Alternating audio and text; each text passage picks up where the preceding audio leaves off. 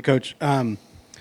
Last few games, Emerson seems to be more involved. I know some of it's injuries and guys being out, but he just seems to be kind of growing and being more productive. What have you seen from him? And I guess just talk about what his growth from when you got here till now. Yeah, I think for Emory, the biggest thing is taking advantage of opportunities. We knew going into the year he and DJ would split a lot of reps, because DJ was coming off the knee at the time.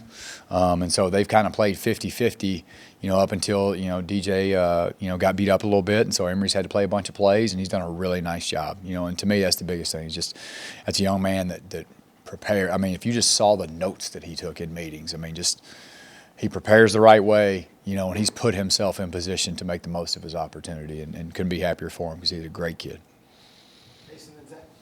Coach Connor kind of talked during his presser earlier that he believes his team knows that they're really good and they're just a couple of mistakes away from being 6-1 or 7-0. What have you kind of seen that would back up those remarks, and what are those mistakes he might be referring to? Yeah, I think last week's a perfect example. And we talked about this in the morning, so this isn't anything that Connor hasn't heard. But we had 2 drops, a couple throwaways, and then a 50-50 ball interception.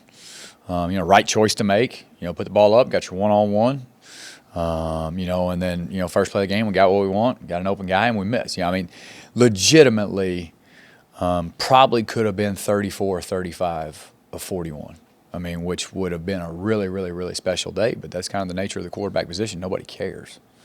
Nobody cares.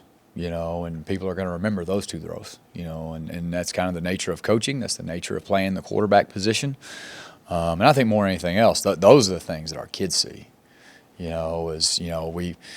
obviously the first play of the game, not what you want. We run right back down the field, and then we have a penalty. It puts us in a 2nd and 21. We end up with a field goal. Then we run right back down the field. Right now there's a little too much error at critical times. When you're in the Big Ten, when you're playing high-level football, whether it be the NFL or the Big Ten East, the SEC, when you're playing great football, that game is going to be defined by somewhere between 4 and 8 plays. And you never know which one it's going to be. And you got to make more than your share of them if you're going to win that game. We had opportunities to win the game, and all the way up until the onside kick that we didn't get, especially after the tip ball. Things are kind of going your way at that point. So, but no, our kids have been unbelievably resilient through this point, and we're going to continue to fight, continue to prepare, and do everything we can to go get this next one. Asking about kind of off the beaten path a little bit, but Dexter Williams was a guy that I know impressed you in the offseason and the preseason. I know this time of year can be a little bit harder because you got to split reps up according to who's going to play. But just how have you maybe seen him just kind of continue to progress? No, the biggest thing for me is just continuing to clean up a lot of his pocket fundamentals, throwing base. Those are a lot of little things that we get a chance to do every single day. He's in every single RVA. He's getting to pitch and catch every day. He's getting to refine his skills and individual every day. And he's going to be a really good football player, just from a rep standpoint in practice, especially this time of year as the reps get smaller, not only for him but for everybody. You got to start making the most of those concentrated periods. And he prepares every day, studies every day, and he's going to be a guy that's going to have a chance, to be a really good player when called upon. I guess a little on those lines. Obviously, Jack announced this morning that he's going to be in the portal at the end of the year. Basically, does that change anything for you at all as his position coach? Basically? No, not for me. Coach. I'm sure I have no idea what was talked about. I was up there watching tape. As Coach Allen probably alluded to, they had met. This wasn't a surprise.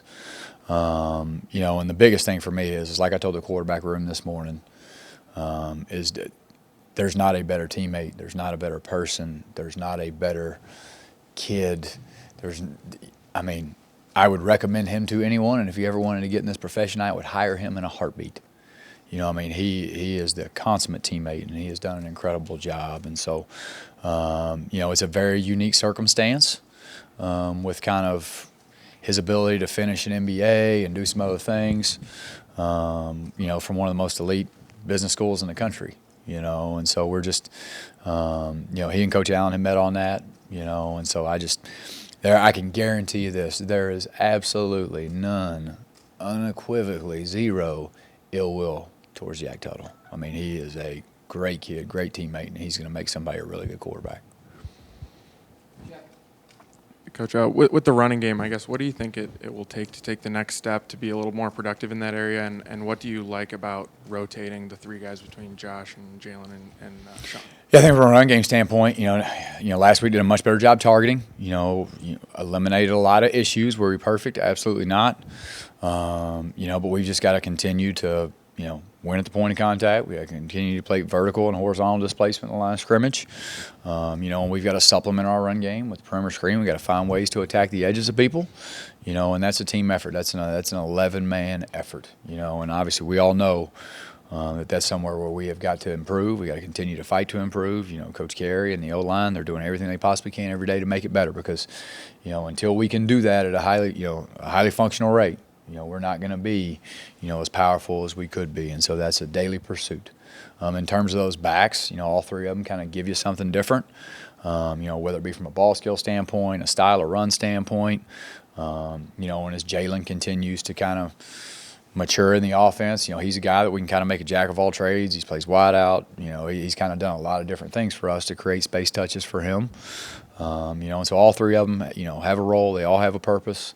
And especially for Jalen, as he continues to mature, it's also being mindful of the fact that he just turned 18, and we got to make sure that we don't give him too much too soon.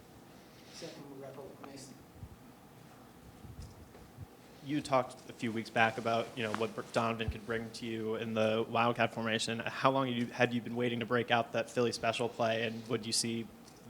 What do you see on that play? Yeah, I remember it was quarterback throwback. Obviously it worked in the Super Bowl, so that's what everybody calls it. But no, it's in that area of the field you're expecting man-to-man. And so when you expect man-to-man, typically somebody's got number one on both sides, somebody's got number two on both sides, and somebody's got number three. Nobody has a quarterback, And so in those situations where you're expecting man, it was kind of natural. They lost the quarterback as usual. And Donovan threw a great ball. And, like I told Connor, we expected to call it from somewhere between the 20 and 25. I made the mistake of calling it on the 27, and so therefore he got knocked out at the 2.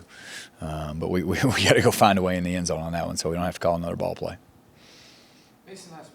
You kind of mentioned Rod Carey a little bit. Just your first thoughts of working with him as a position coach now for a week or so. Yeah, well, number one, he took Northern Illinois to the Orange Bowl, so he's a really good coach. And he's done a phenomenal job everywhere that he's been, and just in the very limited interactions, because he was helping with, Coach Allen, defense, and those guys early in the year. And so, obviously as fired head coaches, we have some conversations from time to time, whether it be funny, whether it not be so funny, he and I have at least a shared bond in that. But now having a chance to be with him, for an extended amount of time on the daily basis, no, he's a great coach, great human being, and already just, great rapport with our staff and with the players, and so he's done a really good job. But, we still got a lot of football left to play.